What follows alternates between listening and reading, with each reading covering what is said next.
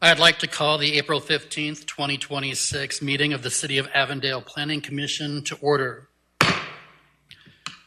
May I have a roll call, please? Commissioner Ortega.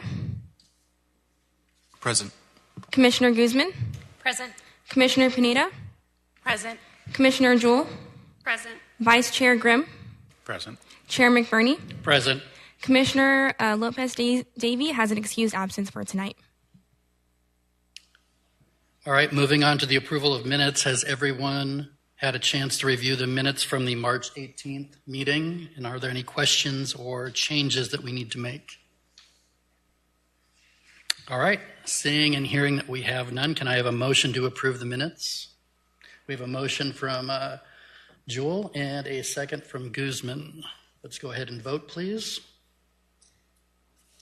And the minutes are approved by a vote of 6-0. All right, moving on to our public hearing items. Staff, can I get a report from you for item 4A, please?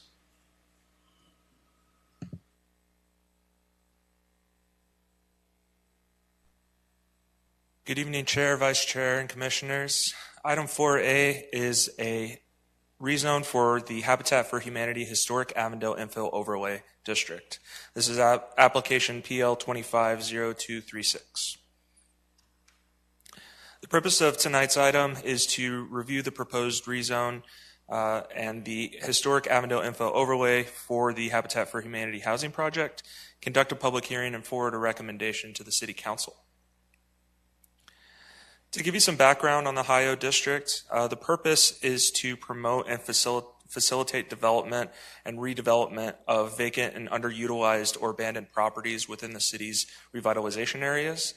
It's been established as a method to address potentially incompatible development standards while maintaining the character of the surrounding areas. The HIO is intended to allow for alternative standards to be used when other tools in the zoning ordinance will not work to address the development needs of the property. This property is located west of the northwest corner of 5th Street and Hill Drive, and the site is approximately 0.16 net acres. It's located just north of the Hill Tract Estates property, which is another project, affordable housing project that was completed some 10 or 11 years ago. As you can see, the general plan land use and underlying zoning will remain the same. This action is purely to adopt a historic overlay and corresponding development plan for this district. The underlying zoning is R4 multifamily, and the general plan land use will remain as Old Town. The property is currently vacant with an existing Roosevelt Irrigation District easement that runs along the east side of the property. You can see the gate over there that's closing that off. And then this shows a little bit of the surrounding area looking west along Hill Drive. You can see the Hill Tract Estates property in the background, and then looking east along Hill Drive to the intersection of 5th Street. The project is proposing alternative development standards which are reflected in the development plan. These include a reduction in the front setbacks from the primary access drive from 25 feet to 14 feet, as well as reductions in the side yard setbacks, rear yard setbacks, and the street side setbacks.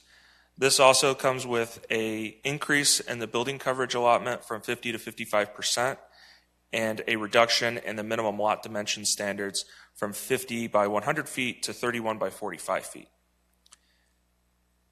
And the proposed development plan gives you an idea of what these buildings will look like when they're actually laid out on the site.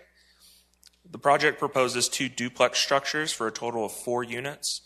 Each will be 3 stories with a 2-car garage located on the first floor, and then they will also have private fenced yards that are included with each unit.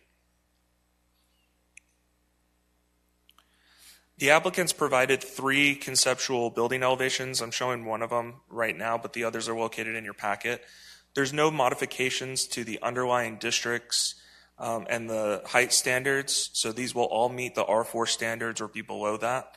And the final design will comply with the city's design manuals as well as the International Residential Code, which is the International Building Code for this project.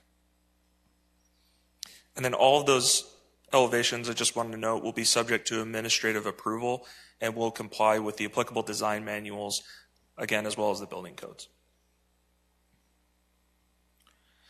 Staff's analysis of the request is that it is in conformance with the general plan as well as the single-family and multifamily residential design manuals.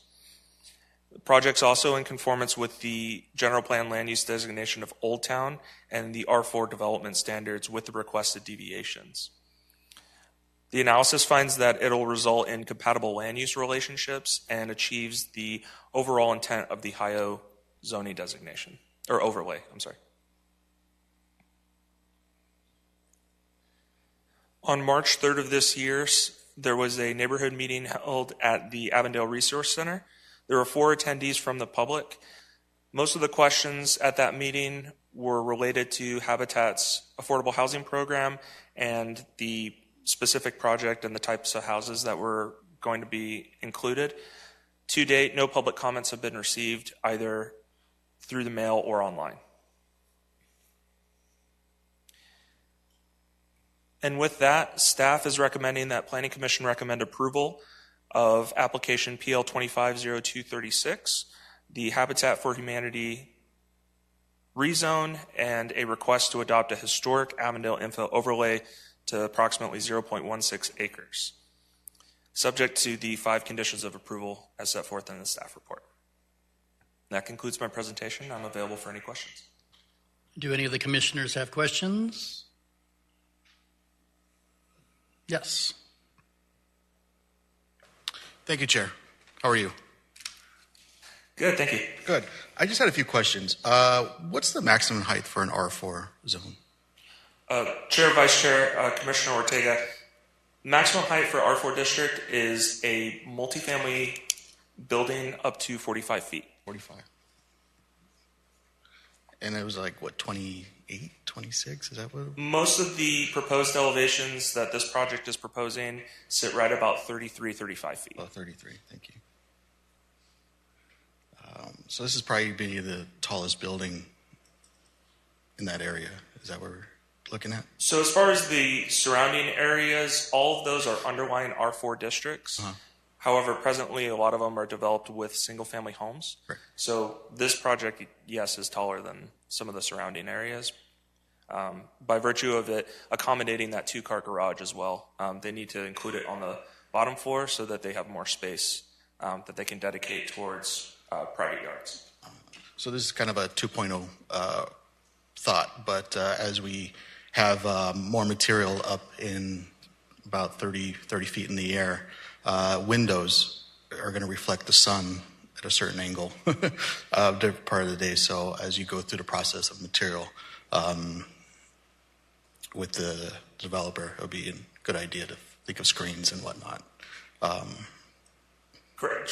And Chair, Vice Chair, and Commissioner Ortega, that's correct. And all of the approved buildings will be required to meet the International Residential Code. Part of that does include openings on that area that's requesting the reduced setback on the west side. Mm-hmm. So that is a consideration that's made. But I appreciate the feedback, and we can incorporate that into any design comments that we have. Thank you. And then one more.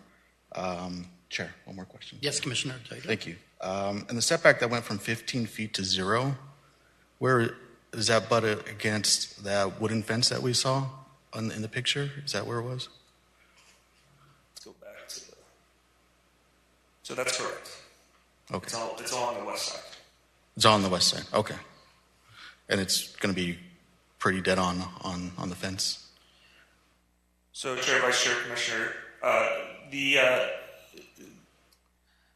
the reduction in setback is to go to 0 feet. The actual proposal provides a little bit more clearance. Okay. However, ultimately, the development standard, yes, is to go to 0 feet. So they'll be allowed to go up to 0 feet. I believe with what the applicant's proposing, they may be leaving a little bit more room. But as part of their request, technically, yes, it could go to 0 feet. Okay. Thank you. No more questions, Chair. Thank you. Thank you, Commissioner Ortega. Do any of the other commissioners have questions? Seeing that we have none, all right. Would the applicant like to make a brief statement at this time? The applicant does not wish to make a statement. I would like to now open the hearing for, open the public hearing portion of this. Are there any requests to speak? Thank you, Chair. We have not received any requests to speak, but if there is anyone out in the audience who would like to speak, you may proceed to the podium. Do we have anyone in the audience that would like to speak? Seeing that we have no one who'd like to speak, I'll now close this public hearing for this item. I would like to say, open the floor here for any discussion among the commissioners. Do you guys have any further questions or comments on this item? All right, seeing that we have none, I will accept a motion on agenda item 4A. I have a motion from Commissioner Jewell. I have a second from Commissioner Guzman. Please use your screens to vote. And the vote passes 6-0 on agenda item 4A. All right, moving on to commission announcements. Do any of the commissioners have any announcements that they would like to make at this time? Nope. All right, we'll move on to the Planning Division report. Does the Deputy Director of Planning have any items to report to us at this time?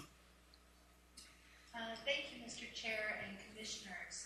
I'm not sure my mic is working, but anyhow, thank you so much for your service tonight. I just wanted to share for the month of March, we did have 31 new planning applications submitted, so we currently have 142 active applications under review by staff. And that's all we have for you tonight.